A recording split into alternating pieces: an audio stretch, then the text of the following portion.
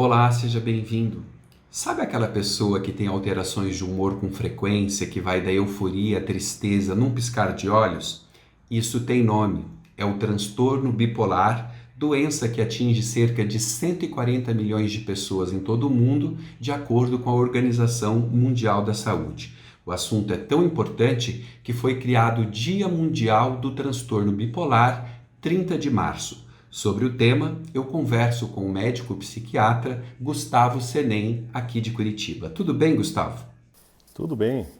Obrigado por falar conosco aqui no site da Revista Ampla. O que caracteriza o transtorno bipolar? Então, o transtorno afetivo do humor bipolar, ele se caracteriza que ao longo da vida a pessoa precisa ter apresentado pelo menos 2 episódios de hipomania ou mania, né? Então nós vamos descrever o que seria isso. Mas a gente sabe que muitas das vezes a pessoa passa a maior parte da vida dela em episódio depressivo, né? Ou ciclando. Então, o transtorno do humor bipolar se caracteriza então por esses dois polos. Um polo de hipomania, que seria o bipolar tipo 2. Uma hipomania, quais sintomas que a pessoa apresenta? Uma diminuição da necessidade do sono, uma hiperativação do sistema nervoso simpático, a pessoa fica mais falante, fica mais agitada muitas vezes, com um aumento de energia, não sente-se tão cansada. Mas nesse tipo do bipolar tipo 2, muitas vezes a maior parte da vida, a gente evidencia sintomas depressivos. Tanto é que muitas vezes a pessoa vem queixando sintomas depressivos, de tristeza, de isolamento. E durante a avaliação que nós vamos visualizar esses episódios de hipomania.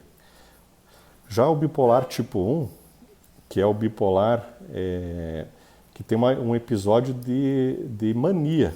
Esse é um quadro até mais fácil muitas vezes de diagnosticar, porque o quadro de mania, a pessoa muitas vezes fica muito evidente esse quadro de hiperativação. A pessoa fica muito falante, ela muda o comportamento dela. Então, os familiares, as pessoas que convivem percebem, é mais nítido, né? Esse quadro de aceleração do pensamento, verborragia, que é falar muito, uma taquilalia, né, que é falar muito, verborragia, uma pressão para a fala.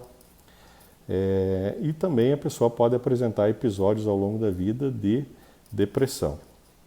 Existe um outro caso que é a ciclotimia, que está dentro também do quadro de humor bipolar, onde a pessoa fica ciclando, muitas vezes até no mesmo dia.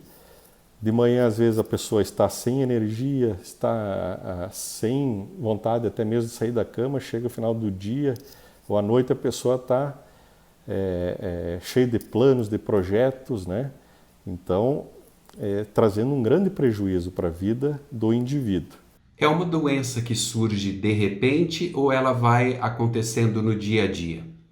O que fica mais evidente é no início da idade adulta, por volta dos 16 aos 20 anos, né, onde a pessoa está entrando muitas vezes na vida produtiva, laboral, universitária, onde inicia esses sintomas de psiquiátricos, né, de hipomania, de mania ou até mesmo de depressão. Qual o tratamento indicado?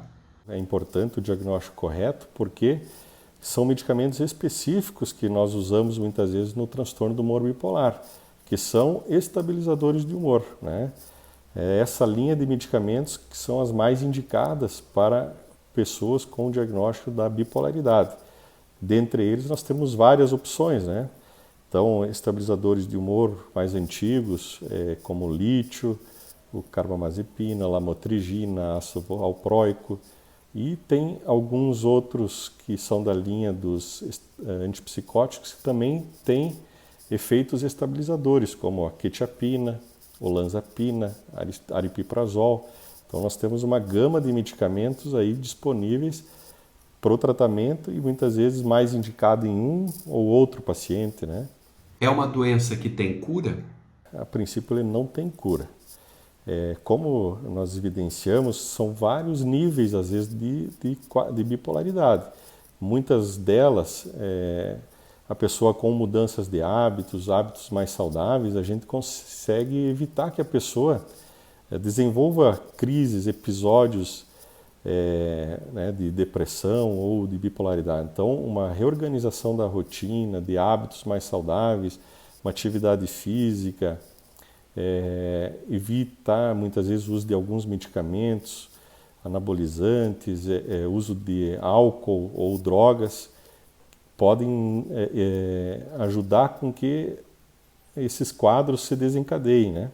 Então, mas a grande maioria dos pacientes necessitam de uma medicação de uso contínuo. Esses tratamentos são multidisciplinares? A gente tem uma possibilidade de profissionais, né, em diferentes áreas, como a psiquiatria, a psicologia, para a pessoa poder entender mais o seu quadro, se entender. Nós temos a terapia ocupacional, nós temos os professores de educação física com especialização em saúde mental, que podem estar auxiliando. Então, é um tratamento multidisciplinar, né? Que vem muito bem e que ajuda na estabilização e na recuperação desses pacientes. Há algum tipo de predisposição genética para a pessoa ter o transtorno? Para o diagnóstico, é importante nós estarmos avaliando sempre a história, o histórico familiar, né? O histórico familiar de doença na família, de pais, mães ou parentes de primeiro grau. Então, é um quadro na psiquiatria onde a genética é muito importante, sim. Esse tipo de doença é visto com preconceito? A gente vê em alguns momentos, virou até um modismo se falar, eu sou bipolar. Mas a gente sabe que, na verdade, você vai para um hospital psiquiátrico, pacientes mais graves, a gente sabe o sofrimento, muitas vezes, de pacientes com quadros de bipolaridade e o risco também para desenvolvimento de comorbidades, né? O fato de a pessoa ter o transtorno afetivo bipolar acaba sendo um fator de risco devido a essa instabilidade de humor para uso e abuso de substâncias, né? Como álcool ou drogas ilícitas. Então, hoje se fala muito na comorbidade, então é importante o tratamento coadjuvante, muitas vezes, ou precoce desses pacientes,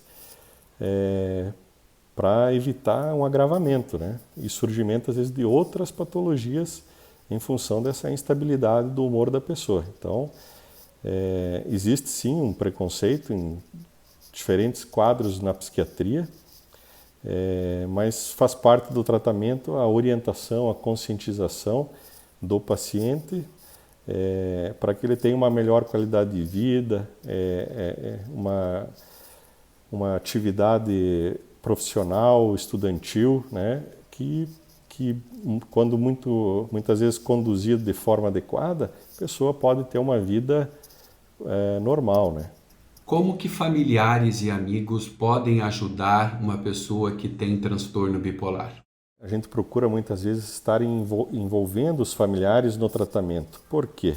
Porque, como a gente sabe que existe um preconceito, muitas vezes até de familiares, quanto ao uso de medicamento, então, e como é um quadro que necessita, às vezes, de um uso contínuo da medicação, então a família precisa estar envolvida com esse tratamento, né, auxiliando, ajudando. Quando um paciente, por exemplo, ele apresenta um episódio de hipomania ou mania, ele, na percepção dele, o paciente está muito bem, porque faz parte do quadro psiquiátrico uma alteração da consciência, uma alteração, a pessoa ela se sente muito bem, muito produtiva, não tendo uma crítica muitas vezes, se colocando em risco, né? Então, a percepção muitas vezes de um familiar observando que há uma diminuição da necessidade de sono, que a pessoa passou a dormir pouco, que está muito agitada, que está verborreica. Então, a família percebendo e já intervindo nesse momento, a gente evita muitas vezes uma crise mais intensa e até mesmo muitas vezes não precisando de uma intervenção como uma internação. Por que é importante ter um dia mundial para falar sobre o transtorno bipolar? É para se pensar nesse quadro, para aumentar a conscientização, as pessoas poderem falar sobre sobre esse assunto, né? Então, como na oportunidade agora que nós estamos falando, e as pessoas poderem ter maior acesso à informação e, com o passar do tempo, tu vê a psiquiatria, se a gente for ver no passado, a gente já teve muito mais preconceito, né? Hoje em dia, as pessoas aceitam muito mais o tratamento. Gustavo, obrigado pela sua participação aqui na nossa conversa ampla. Muito obrigado. E a você, obrigado pela atenção e até o próximo vídeo.